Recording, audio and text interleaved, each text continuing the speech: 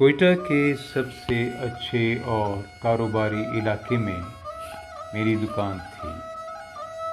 میری دکان میں بلوچی کشیدہ کاری والے سوٹ اور دوپٹے تھے۔ کوئٹہ کے علاوہ ملک کے دیگر علاقوں میں بھی اس کام کی بڑی ڈیمانڈ تھی۔ میں صبح نماز اور ناشتے کے بعد بچوں کو اپنے اسکوٹر پر اسکول پہنچاتا اور وہیں سے اپنی دکان پر چلا آتا۔ تقریباً 10 بجے ایک لڑکا آتا جو میری دکان کی صفائی ستھرائی کا خیال رکھتا تھا۔ تقریباً 10 بجے کے بعد کوئٹہ کے نوائی علاقوں سے بلوچ خواتین کشیدہ کاری کے کپڑے اور دوپٹے گانٹ کی صورت میں لے آتی۔ انہیں ایک ایک کر کے گن کر وصول کرتا اور جو ان کی مزدوری بنتی میں انہیں دے دیتا۔ دوسرے دن کے لیے انہیں دوپٹے، کپڑے اور دھاگے وغیرہ بھی دے دیتا۔ سارا حساب کتاب میرے پاس لکھا ہوتا۔ خواتین چھوٹی ہوں یا بڑی سب مجھے بھائی جان کہتی تھیں۔ یہ سیدھے سادے محنتی اور ایماندار لوگ تھے۔ لیکن ایک بات تھی، میں دعا کرتا تھا کہ یہ خواتین کبھی بھی اکٹھی نہ آئیں، کیونکہ جب بھی وہ اکٹھی آ جاتی تو اتنا شور ہوتا کہ میں تنگ آ جاتا۔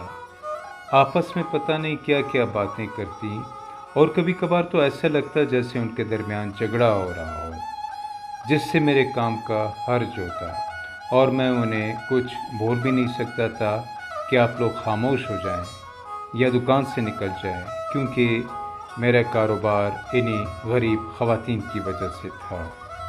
ان خواتین کا ظہر تک تانتا بندہ رہتا۔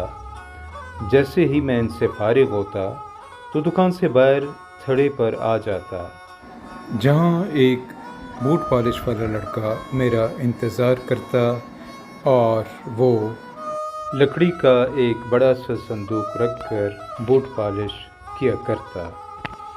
وہ جب بھی صندوق کھولتا تو اس کے اوپر والے پٹ پر دنیا جہان کی فلمی ہیروئنوں کی تصویریں لگی ہوئی ہوتیں۔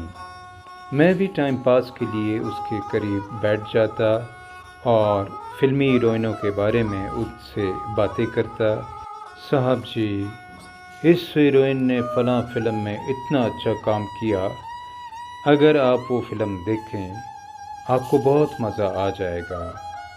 یہ ہیروئن جو ہے اس نے فلاں فلم میں ناگن کا اتنا شاندار رول ادا کیا کہ اسے دیکھ کر آپ کو یقین آئے گا کہ یہ واقعی ہیروئن ہے۔ اور صاحب، یہ جو ہیروئن ہے اس کے لمبے بال مجھے بہت پسند ہیں۔ اس ہیروئن کا مجھے ڈانس بہت پسند ہے، اور یہ والی جب روتی ہے تو میرا دل کرتا ہے کہ میں بھی اس کے ساتھ رونا شروع کر دوں۔ اکثر میری اور اس کی اس طرح کی گفتگو چلتی۔ میں دکان پر کام کرنے والے لڑکے کو بولتا کہ جاؤ زویل، ایک چائے لے آؤ۔ چائے آ جاتی تو میں اس بوٹ پالش والے لڑکے کے پاس تھڑے پر بیٹھ کر ایک پیالی خود پیتا اور ایک اس سے پلاتا۔ اس بوٹ پالش والے لڑکے کو فلمیں دیکھنے کا بہت شوق تھا، اور وہ اکثر بولتا کہ سر، اگر میرے پاس پیسے ہوتے تو میں لاہور یا انڈیا چلا جاتا اور فلموں میں کام شروع کر دیتا۔ میں اس بیچاری کی اس معصوم سی خواہش پر دل ہی دل میں خوب ہنستا۔ ایک روز میں گاہکوں سے فارغ ہو کر باہر آیا۔ چھوٹو کو میں نے چائے کے لیے بھیج دیا۔ آج مجھے ایسے لگ رہا تھا کہ وہ لڑکا پالش والا مجھ سے کچھ کہنا چاہ رہا ہو، مگر کہہ نہیں پا رہا۔ 2-3 مرتبہ اس نے کچھ بولنے کے لیے پر تولے، مگر نہ جانے کیوں پھر خاموش ہو گیا۔ جب چھوٹو چائے لے آیا، ہم دونوں نے چائے پینی شروع کر دی۔ وہ پھر سے کچھ کہنے کی کوشش کرنے لگا۔ سر جی، ایک بات کروں، آپ ناراض تو نہیں ہوں گے؟ کرو یار، تم سے بھی کوئی ناراض ہو سکتا ہے۔ نہیں صاحب، مجھے ڈر لگتا ہے، میری نیت خراب نہیں، ویسے ایک بات ہے جو میں آپ کو بتانا چاہتا ہوں۔ ہاں ہاں بابا بتا دو، ڈرو مت۔ صاحب جی، وہ بوڑھی عورت جو آپ کے پاس کپڑے لاتی ہے، اس کے ساتھ کبھی کبھار ایک جوان لڑکی آتی ہے۔ میں سیدھا ہو گیا۔ ہاں ہاں تو؟ نہیں صاحب جی، ایسی بات نہیں۔ تو کیا بات ہے بابا، بولو۔ سر جی، میں یہ کہنا چاہتا تھا کہ اس کی آنکھیں… ہاں تو کیا ہوا ہے اس کی آنکھوں کو؟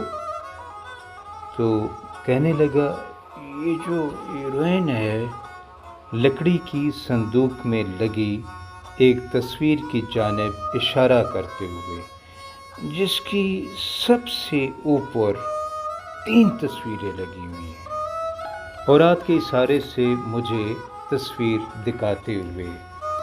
ہاں ہاں تو کیا ہوا ہے، آگے بھی بولو۔ صاحب جی، اس کی آنکھیں بالکل اس ہیروئن کی جیسی ہیں۔ جب بھی آتی ہے تو میں چپکے سے صرف اس کی آنکھیں دیکھنے کی کوشش کرتا ہوں۔ ابے تو اتنے بڑے بازار میں اتنی آتی جاتی فیشنیبل خواتین کو چھوڑ کر ایک غریب اور ضرورت مند بچے کی آنکھوں پر نظر رکھے ہوئے ہے۔ بہت بے شرم ہو تم کو شرم آنی چاہیے، تم کو ڈوب مرنا چاہیے، تم کو حیا آنی چاہیے۔ نہیں صاحب، نہیں صاحب جی، ایسی بات نہیں۔ ویسے میں جب بھی اس کی آنکھیں دیکھتا ہوں تو مجھے بالکل یہ ہیروئن نظر آتی ہے۔ اچھا، واقعی میں نے تو کبھی غور نہیں کیا۔ ارے صاحب، کل جب وہ آئے گی تو آپ خود اس کو دیکھ لینا۔ آپ کہیں گے کہ بالکل صحیح اندازہ لگایا ہے تم نے۔ 2 دن گزر گئے مگر وہ بوٹ پالش والا لڑکا اپنے کام پر نہیں آیا۔ آج صبح سے گاہکوں کے ساتھ مصروف تھا۔ جب گاہکوں سے فارغ ہو کر دکان سے باہر تھڑے پر آیا تو بوٹ پالش والا لڑکا نظر آیا۔ وہ آج کام پر آیا ہوا تھا۔ مجھے دیکھتے ہی اٹھ کر مجھ سے مصافحہ کیا۔ سلام و دعا کے بعد حسب معمول میری نظر سب سے پہلے اس کی صندوق پر پڑی۔ آج صندوق بالکل صاف تھا، کسی ہیروئن کی کوئی تصویر نہیں تھی۔ میں حیران ہوا۔ میں نے پوچھا، بھائی یہ کیا کر دیا ہے تم نے؟ تمہارے دوستوں کی تصویریں کہاں گئی؟ کسی نے زبردستی اتار تو نہیں دی؟ والد یا بڑے بھائی نے دیکھ لیا ہوگا۔ کیا ماجرا ہے؟ آج تمہارا صندوق بے رونق ہے۔ تم بھی پریشان ہونے کی بجائے مطمئن نظر آ رہے ہو۔ عجیب سی بات ہے، کچھ بتاؤ نا۔ میرے اتنے سوالوں کے جواب میں اس بوٹ پالش والے ان پڑھ لڑکے نے صرف ایک جملہ بولا جس سے میرے 14 طبق روشن ہوئے۔ صاحب جی، میں 2 دن چھٹی پر تھا۔ میرے گھر میں ایک بیٹی پیدا ہوئی ہے۔ میں ایک بیٹی کا باپ بن گیا ہوں۔